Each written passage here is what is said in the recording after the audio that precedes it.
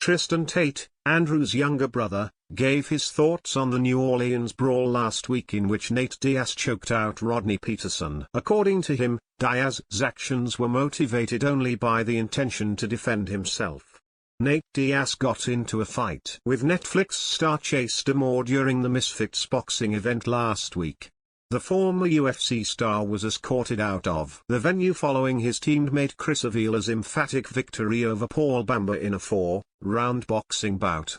Following that, a full-blown altercation broke out between Diaz's massive entourage, deMoor, and other unnamed individuals during a rage-fueled rampage through the streets of New Orleans. During this time, Rodney Petersen, who looks a lot like YouTube and WWE star Logan Paul, stepped in to try to defuse the situation, as he explained in his narration.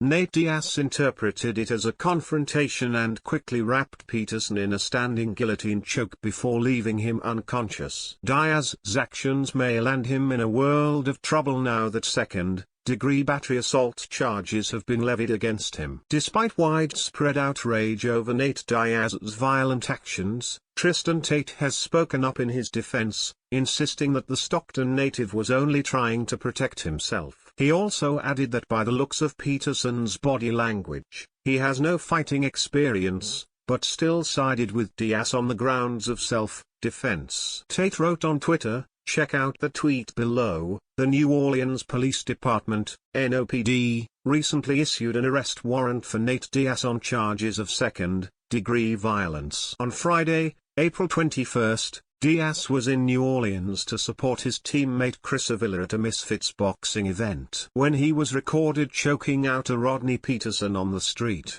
Diaz's legal team issued a statement, claiming that the Stockton native was simply defending himself. Jake Shields, Diaz's training partner, recently spoke out against the New Orleans Police Department, arguing that the city's actions against Diaz are counterproductive given the prevalence of crime there. In 2022, more than 280 people were murdered in New Orleans, as reported by WDSU. Shields wrote on Twitter, "Check out the tweet below.